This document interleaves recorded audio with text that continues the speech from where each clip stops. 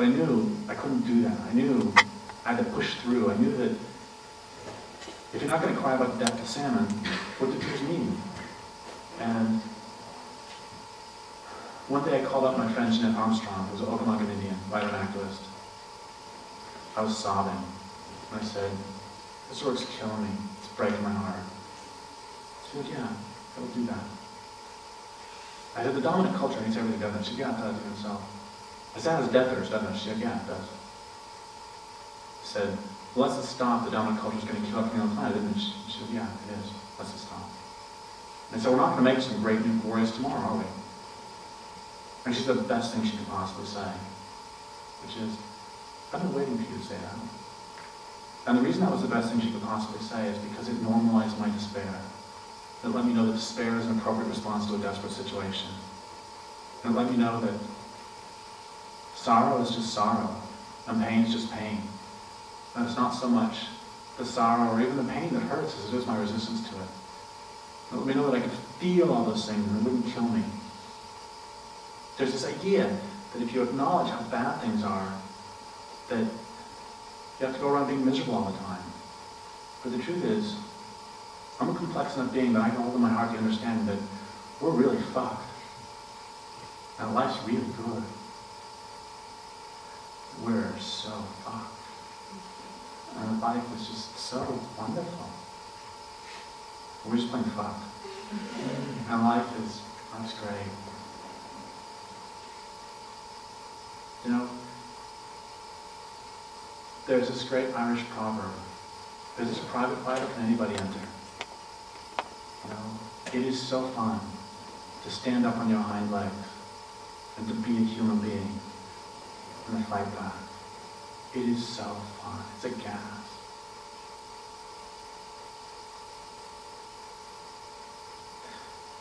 Sometimes, oh, that's pretty funny. I got a email from this woman once. She wanted to know how my anger at the dominant culture affects my sex life. I was so tempted to write back to her and say, "That's a question to which you will never know the answer." And I realized that her question presumes that anger is a shotgun, and that just because I'm angry at CEOs and angry at corporations, that I'm angry at those close to me. But I'm not. I'm angry at CEOs and corporations, and I'm not angry at those close to me. I'm angry at the things that make me angry, and I'm not angry at the things that don't make me angry. You know, I am full, absolutely full of rage, sorrow, joy, love, happiness, sadness, content, discontent. We're allowed to feel more than one thing at a time.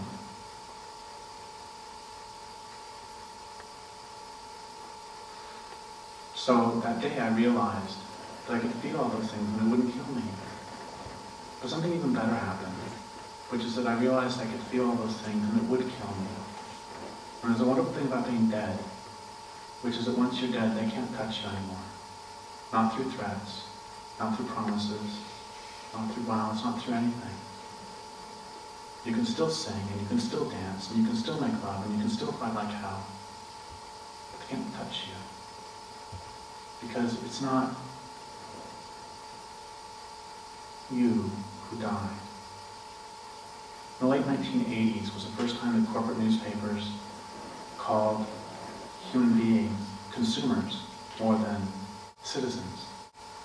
And if they can get you to believe that you're a consumer and not a citizen, that has reduced the range of your possible resistance to buying or not buying. Citizens can do more things than that. I believe that there were some people a couple hundred years ago who said that when a government becomes destructive of life, liberty, and the pursuit of happiness, that it is the right of the people to alter or abolish it. So as a citizen, you have more possibilities.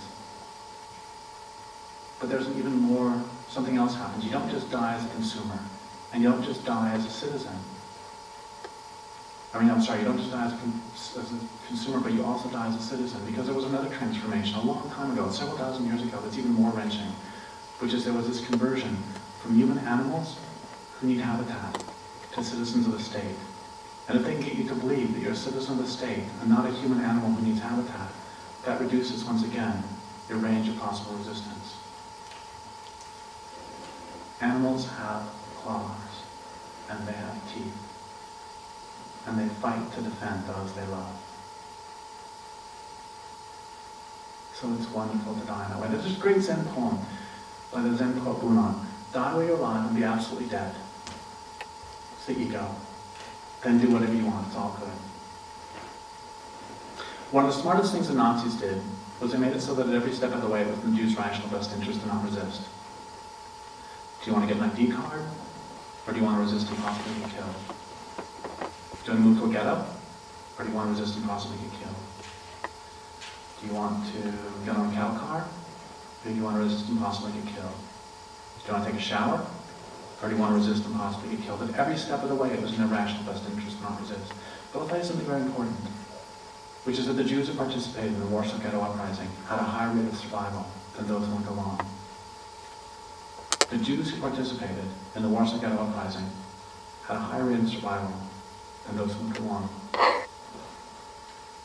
The Jews who participated in the Warsaw Ghetto Uprising had a higher rate of survival than those who went along. Now, listen. The Jews who participated in the Warsaw Ghetto Uprising had a high rate of survival than those who went along. Keep that in mind over the next 10 years. One of the reasons my mother stayed with my father is because there weren't bad women. But another reason she stayed with him is because of the false hope that he would change. And false hopes must be ruthlessly eradicated. False hopes bind us to unavoidable situations. They blind us to real possibilities. What are the false hopes that keep you tied to the system? Does anybody really think the Weyerhaeuser will stop deforesting because we ask nicely? Does anybody really think that Monsanto will stop Monsantoing because we ask nicely? Does anybody really think that if we can just get a Democrat in the White House that things will be okay?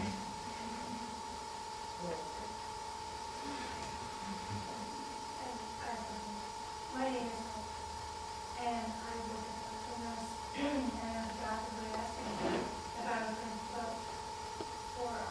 alcohol. And I said, well, I know we're going to share.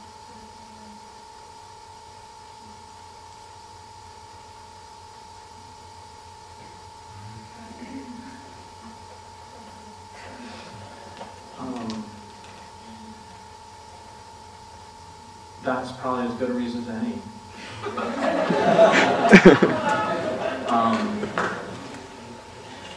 So anyway, the problem isn't just false hopes, but it's hope itself, by which I don't mean you. A few years ago, I was bashing hope at one of my talks. And the people in the audience, somebody in the audience shouted out, "What's your definition of hope?" And I said, "Well, it's a woman wearing a green shirt." Sorry, I'll drop that joke. I said, "I have absolutely no idea. You know, I've been bashing hope for years. I have no idea what I'm talking about." And what's your definition? And the definition they came up with is that hope is a longing for a future condition over which you have no agency. Hope is a longing for a future condition over which you have no agency. I know that, and this is how we use it in everyday language. I mean, I know men are supposed to be afraid of commitment, but I'm going to commit to you right now in public that later on tonight I'm going to eat some chocolate chip cookies. Because I have them in my hotel room and I'm going to eat them. On the other hand, the next time I get on a plane, I hope it doesn't crash. Because once I'm in the air, I have no agency. I mean, think about it. When you were a kid, what would have happened if your mother said to you, "So will you please clean your room?" And then you said, "Yeah, I hope it gets done." Total non-starter. But we use that all the time. We hear that. You know, when people say, "I hope the coho salmon survive." If they say, "I hope coho salmon survive," what they're really saying is, I have no agency. Well, the truth is, I don't hope the coho salmon survive. I will do whatever it takes to make sure the dominant culture doesn't drive them extinct. I will do whatever it takes. And if they don't like how they're being treated and they want to go away, I will say goodbye and I will miss them. But if they don't want to go extinct, I won't allow the dominant culture to drive them extinct. I'll do whatever it takes. I do not hope that coho salmon survives in the 50s and 65.